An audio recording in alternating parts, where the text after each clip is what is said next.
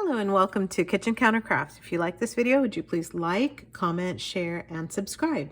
And if you will, hit that bell icon and it will notify you of new and upcoming videos. So today I have for you the Leonardo Momento Zero, and that is just fun to say and just kind of rolls off your tongue. And I have a few pens here that I have borrowed for this review, and they are just really beautiful. And I wanted to again do these during natural daylight so you could see just how lovely these pens are. And now the owner assures me that it's very difficult for him to do work when he's got one of these in his hands, because he just kind of stops and pauses and kind of looks at the beauty of this pen. So this is the Hawaii, this is a blue Hawaii, which is just equally as lovely. This one is no longer made, so that was a very limited edition, and these are still available, the blue Hawaii color. And this is actually also available in alga, is the green color, so like algae, and then jade. And so that those are the two other colors. But I have to say this blue Hawaii is quite beautiful, and the idea behind it is like the sand and then the kind of the shore and then the deep sea, so you can just kind of go back and, you know, like rotate through all of those, and it's just, I don't know, just incredibly beautiful pen. So it's a pleasure to actually review these and to take a look at these. And then I also have another pen from the same person's collection, and this is the Leonardo Pura. So I'll just give you some pros and cons of each of these. I actually have written with this pen, and so it is, I can attest to the way that writes. I have not yet written with this or this one, and this one is inked today, so I'm going to go ahead and walk you through it. So a couple things about these pens is that I believe both this one and this one were Pen Chalet exclusives, and a limited edition. They do actually note here. Can you see that? It says Leonardo. Let me just, there you go. So it has the Leonardo Officina Italiana, and it has a number on there. This one sure does. So this one does as well. So you have the nice etching so that you can have that as a part of your collection. And then the blue Hawaii, which is this one, is actually a ruthenium nib, and the nib is really pretty. It has the stamped Leonardo logo on there, and this is an extra fine nib. It is steel, even though it has a gold color, but the gold matches the gold bands here, so very pretty. They have this available in 14 karat gold. It of course raises the price, but still I mean, for the more expensive pens, it's not badly priced, so you can check that out.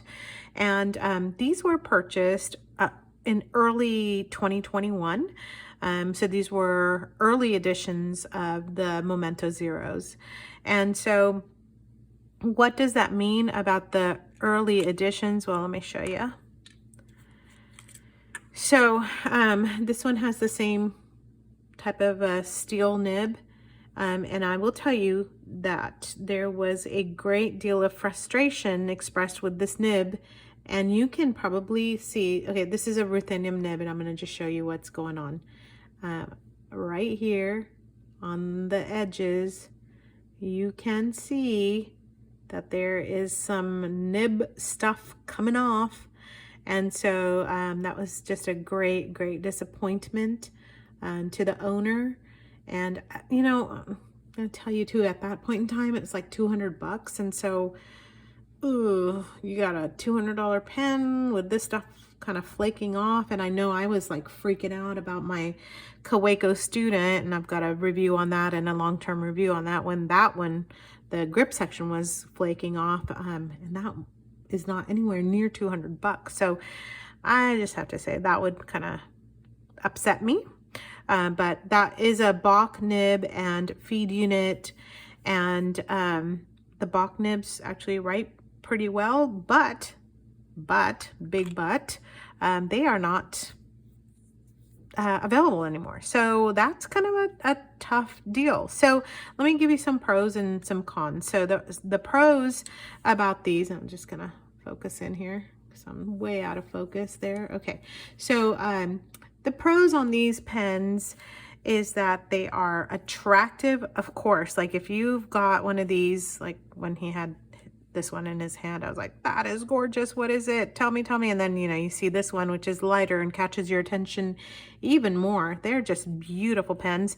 This Pura, I'm not like, I don't think it's like the most amazing, but I have to say the material that this is made out of is pretty amazing. This one is also etched and numbered as well. So that's kind of nice, right? So I guess if you're getting it kind of like a collector's item, then that's great. So they're etched and numbered, which is great. They are also larger for people with larger hands. They're weighted, so you can write very balanced. You can write for longer sessions. It has a blind cap. Oh yeah, let me tell you about that. All right, so let me tell you about this blind cap. It's got this blind cap in the back. It's got an old-fashioned feel, so you don't actually have to take this part off and fill this thing, because this part of the converter, I guess that has ink in it, did not realize that. This part will just twist and you can just fill your pen without having to undo that whole entire section. So that's kind of like a old-fashioned type of a thing. It's very unique. It also has a unique and unusual section to it, so that it's just, you know, just very comfortable, and the threads kind of all are more up here so that there's not any issues when you're wanting to write. So for me, with smaller hands, this fits just actually great without posting, and when you post it, it's very significant pen. So I'm gonna with that, let me go ahead and measure this out for you so you can see. So again, the dark Hawaii, I think is what it's called, is no longer made, but the blue Hawaii is. So let me, I think they're the same exact pen, just different ones. All right, I'm gonna take that one out because we'll talk about that one. Let's tuck that one away. So this is right at 5.5 inches, and I'm gonna compare it to the Pura. So that is a lot bigger pen, so 6 inches for that one. And let me now compare it to the Pilot 823. So that one is the size of the Pura, which is right at about 6 inches. And then this is the Custom 74. So let's put that one here. So that's a little bit smaller. So it looks like, no, yeah, I guess more along the size of the Custom 74. So hopefully that will give it a good comparison for you.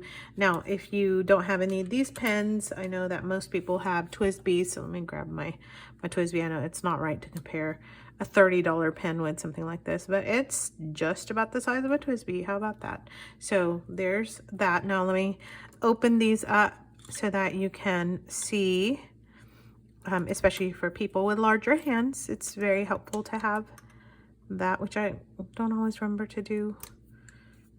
So let's do that. So when it is uncapped, it's right below 5 inches. And the Pura is right around 5.5 inches. So I'll compare that to the Pilot, golly tamale, okay, which is actually a little longer. So it's about 5.2. So this one is a lot smaller. So you can see that. And then the Custom Heritage is right about the same size. So there you go. So you can compare it to the Pilot Custom Heritage 74. All right, custom 74. So there you go. So not bad on comparisons. And now let's talk about this pen here. So the Pura has been kind of problematic, and I don't know if you can tell, but that's not a Leonardo nib on it. It's actually a Goulet nib, and that's because this thing was just giving the owner a lot of headaches, and he said he should have sent it back. So one of the things I want to point out is it was too late for him to send it back because he started messing with the nib, and then it was like past the point of no return. So one of the things you really do want to do is, if and any of these Leonardos, if they start giving you some issues, you want to go ahead and send this back to wherever you purchased it, so that you're not really struggling with the nib and the feed and whatever else. So the Pura, he loves it, just says it's just not a go-to pen. So and this, by the way, was more expensive than the two Hawaii pens. So personally, I'd go for this guy more than this one. But if any of them give you problems, I know Leonardo stands by their work, so you probably want to make sure you do that. So I gave you all the pros, and then let's do a writing sample, and I will then share the cons with you. So then the first things I like to do is see how this behaves on really terrible paper. So this is just a something with all my papers in it. This is just a legal pad, just from any old place, stationery place. So let's do this. Hopefully you can see. There we go. All right. And is this one not inked and the other one is? This one's not inked. That's makes sense. Okay, yeah, that makes sense, especially when you're doing a video. You put the wrong pen away. All right, and you're touching all that pen, so you got ink spots on it. There we go. Okay, same pen, just this one's just not in the available in the color anymore.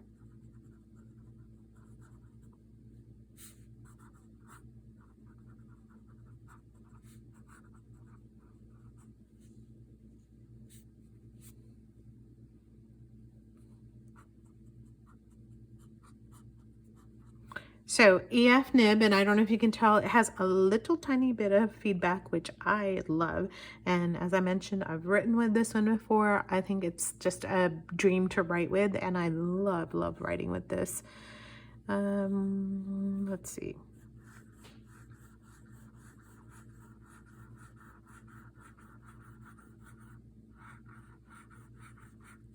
Now I turned my hand there, so that was not the pen's fault, but it stays up really well.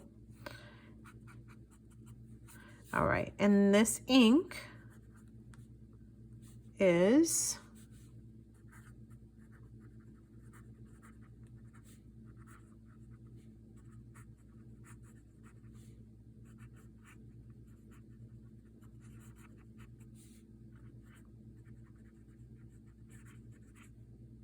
Franklin Christoph's Midnight Emerald. So we'll do a writing sample here.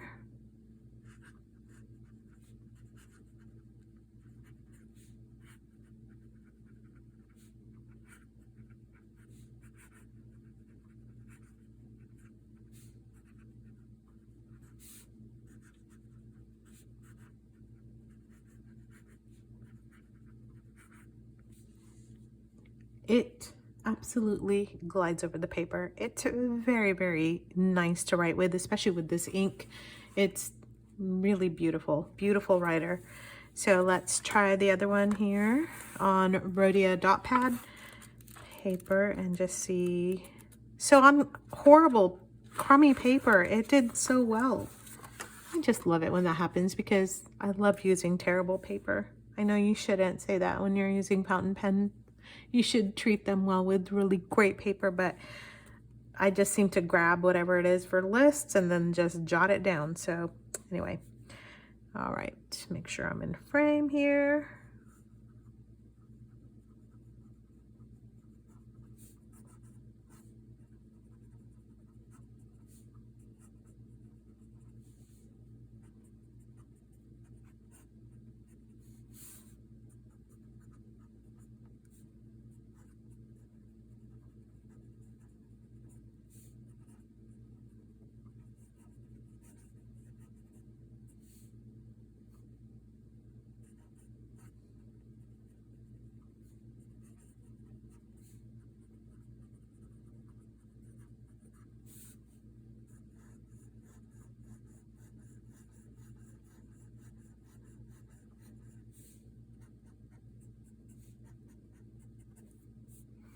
and kind of a nice medium ink in terms of wetness.